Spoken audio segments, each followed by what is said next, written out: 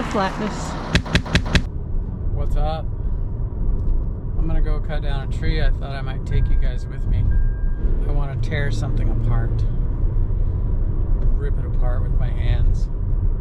So luckily a lady called and said she was having some trouble with her tree guy. And so I want to go see if maybe she has no trouble with me. You never know when a person's having trouble with their person. If it's the person they were using or if it's the person themselves. We'll see. I just arrived. YouTube. I was talking to you. I was making cuts, showing you how to advance my rope, ripping the tree apart. And then I noticed I wasn't recording.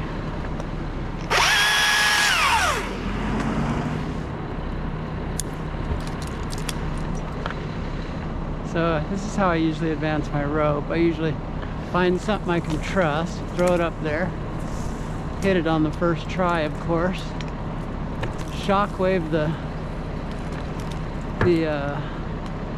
throw ball down to me like so, like this here. Not like that, don't do it like that. Like this here. See? Take the throw ball off. Hook it back up. Now I'm in work position for a few cuts. I mean, I'm going up to set some rigging for that stuff. But while I'm on the way, I might as well be in good work positioning for ripping the tree apart. The things that I'm already in good work position for.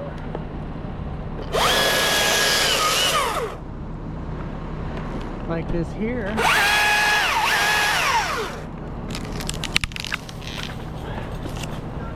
That's what I mean by rip a tree apart.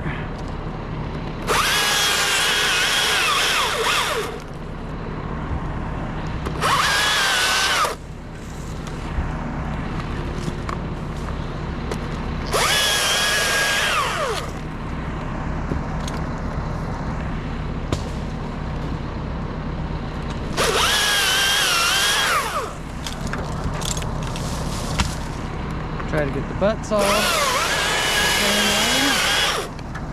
See?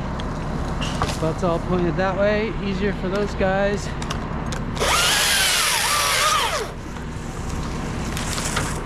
This is a helmet cam video and I'm not even apologizing for it. Because I just don't care.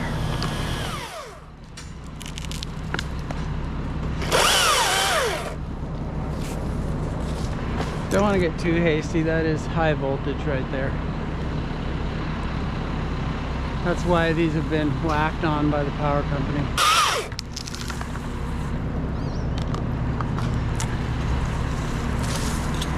Take that rope! Now this is a little spindly half-dead thing next to the power line, so you don't want to hook up something to it that's too big for the stem because you're tied to it too. And don't let that sound like a big scary thing. It's just,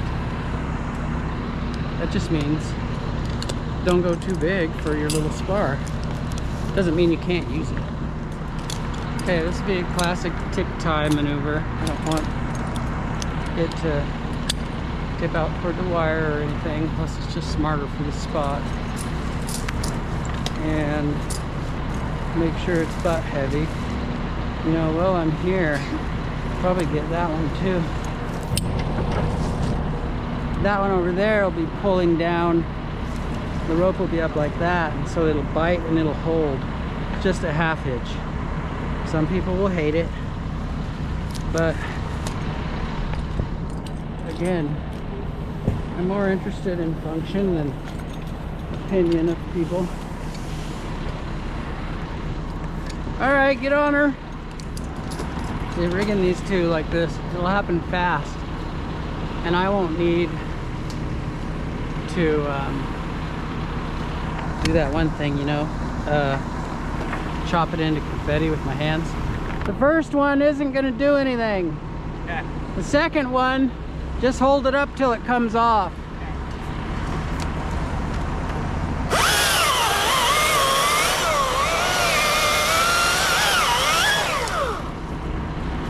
One.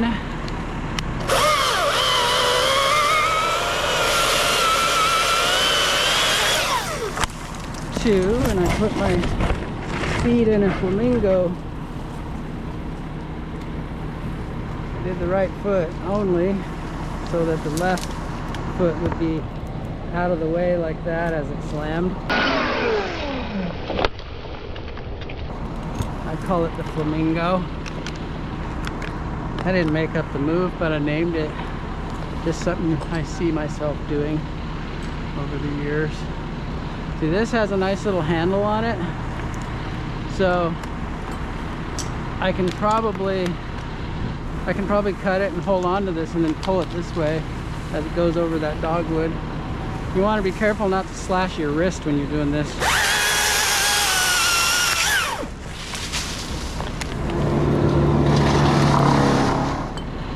I can tip tie this one too, but I just have to swing over there and hook it up, which I would do something like this.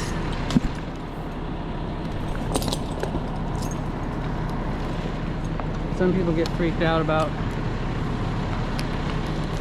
gaffing into a real skinny thing, you know, but it's actually not that hard once you get your accuracy dialed in. Keep it tight and let it slam.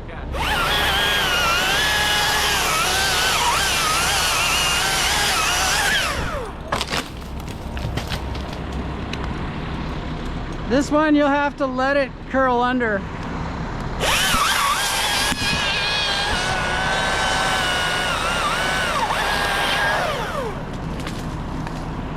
That's right. Somebody in the comments was asking me how to keep their balance on the top of a leaning thing. There's different ways. The easiest way is like the scenario I have now, where I'm got a climb line back this way, so I can kind of just get right beside it without flipping to the underside. So now this next one will be easier to just butt tie it and swing it under. If you hook it low on the butt like this, then you don't have to have the ground guy finesse it. We got one that's gonna hang us up. If you watch, this will swing right under.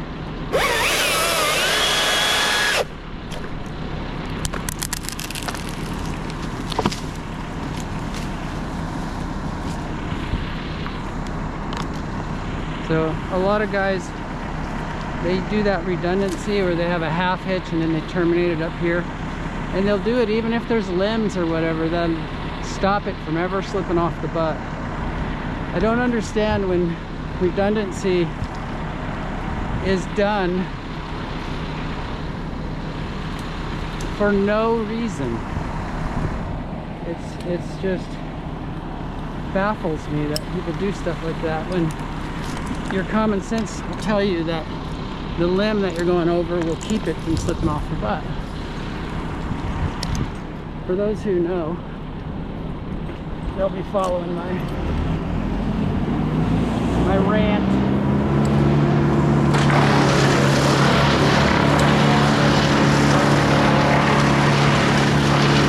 Like right now, I'm over a limb. It'll never go past that, okay? But what they'll do, let me show you, I'll show you what they'll do.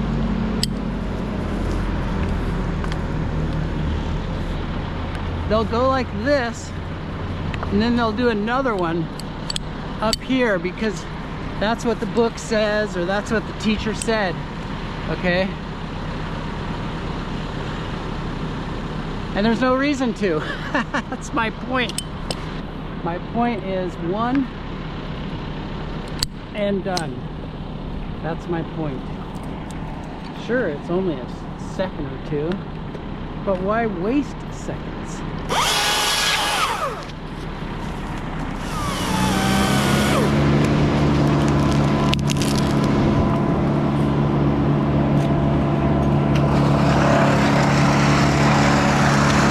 I'll take that rope.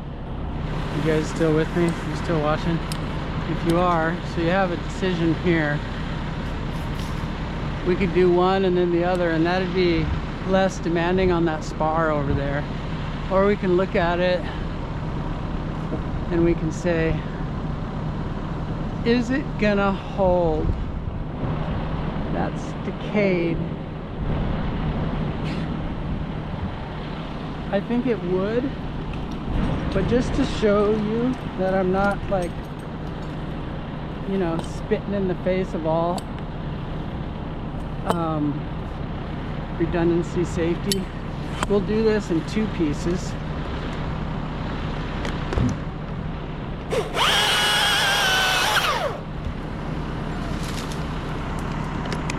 That was a really nice job on the rope.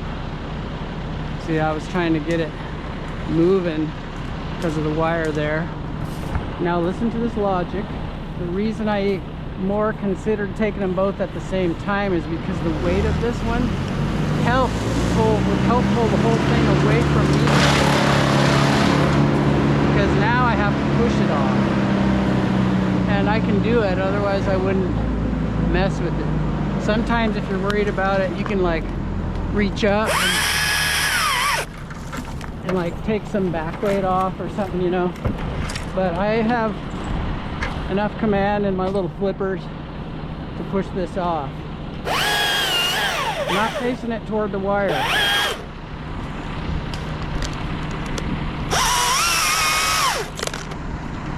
I want both hands on it if I can get them.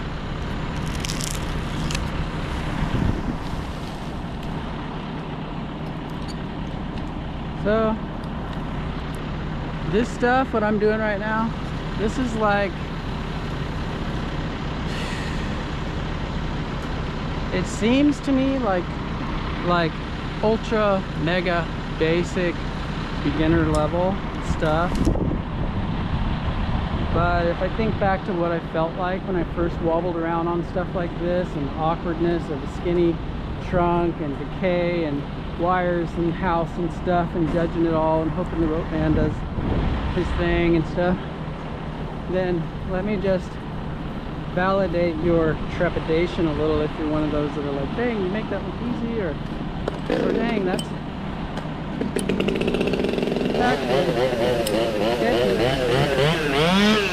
I'm not used to. So this is slippery, right? This would be one where you'd be concerned, there's no limbs to go over, so you'd be concerned that it would slip off the butt. I'm just going to do some little ones here, because you can get yourself wrecked if you tip tie it and then cut it there and the butt comes off and then the whole thing comes back. So there's ways to not do that. There's ways to do it. And I don't think I would get killed in this scenario, but this is a way. Just keep them small for a couple times.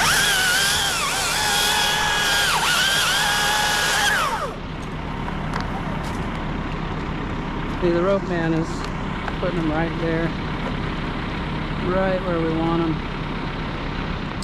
But I'm keeping them kind of easy too. I mean, if I rig this whole thing, it could get pretty weird for the cutter, because it would tip all that way, and then, well, I already explained that. Here's a little tip for you. When you're going down to make sure your next rig, you can just put the rigging line on your bridge, because it's better than anywhere else. And I suppose worst case scenario, if you had some kind of accident, it'd be just another line helping you. But that is really gummed up. You can make them less dynamic when they're small like this. You don't have to butt hitch them like I did. You can hook them in the belly. You can hook them in the belly like this. See? And it doesn't do all of this as much. But it also makes a battering ram because it's held perpendicular, so you gotta watch for that if the rope man doesn't do it right.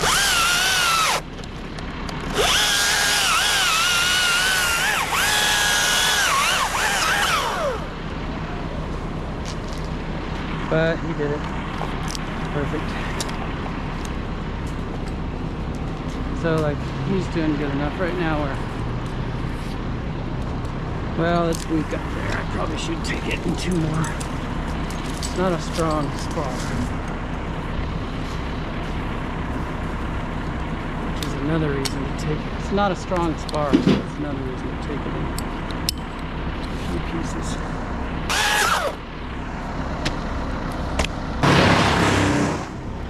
Now, class, all we have is a stick with a little lion tail at the end. So these ones, I could take my climber rope out and put it here, and then I could lower from there. Or I could take the time to put this little pulley on it, because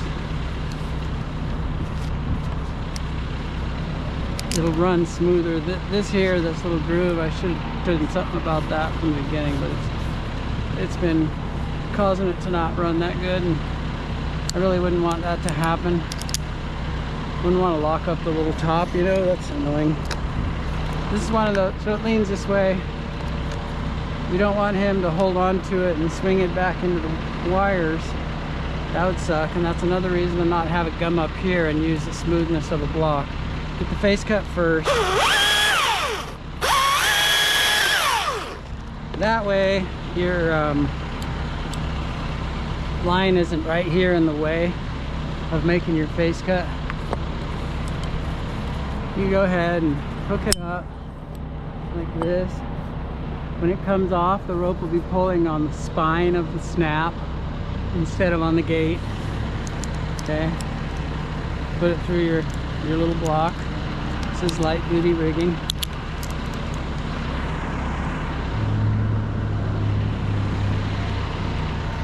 Signal your guy,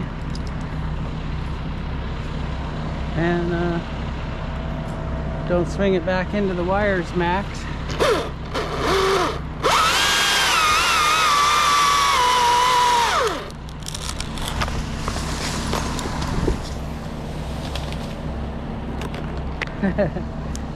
he used that maple tree as a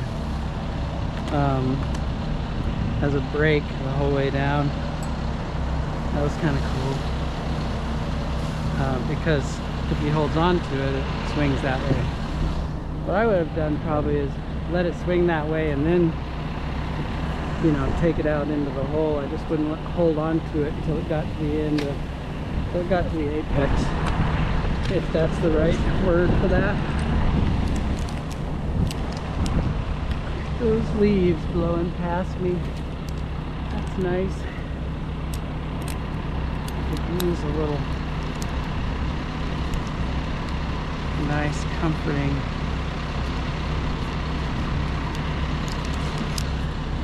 vibe right now.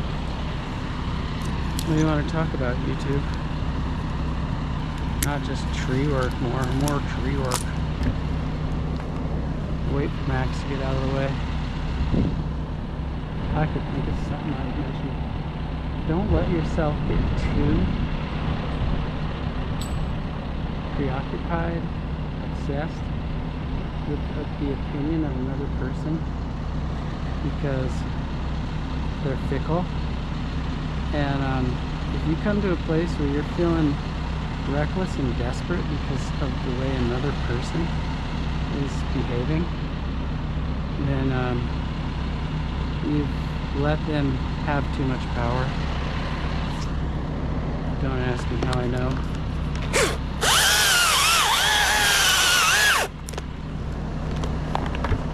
Headache? Yeah. You kind of want to be like, really ultimately, I guess you need like safety, you know, like faith would be your safety net, would be a good one. you have relationships with humans, and so you're gonna get close.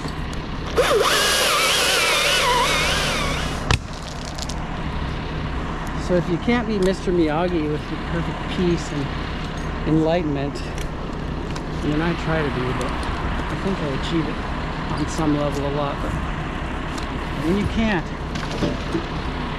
I like apathy. Apathy's good because then who cares, right?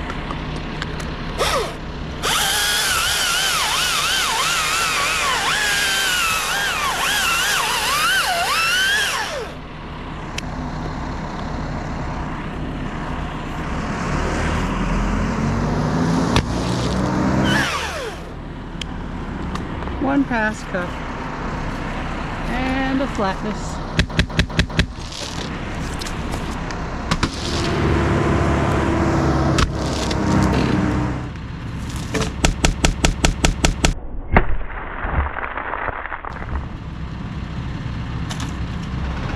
I saw this guy on Instagram the other day making a sales pitch for Friday, and he was talking about how the climber's job is hard as speech stuff.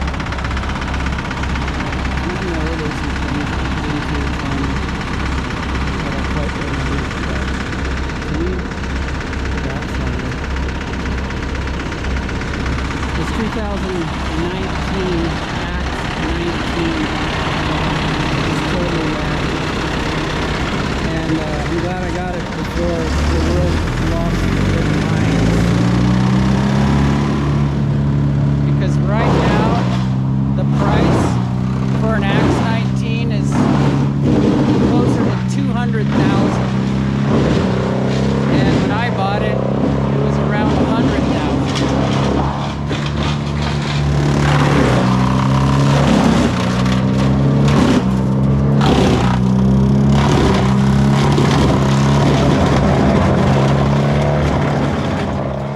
Nice ending to this job. Huh? A little foundation for a whiskey barrel. Probably gonna be a plant going there.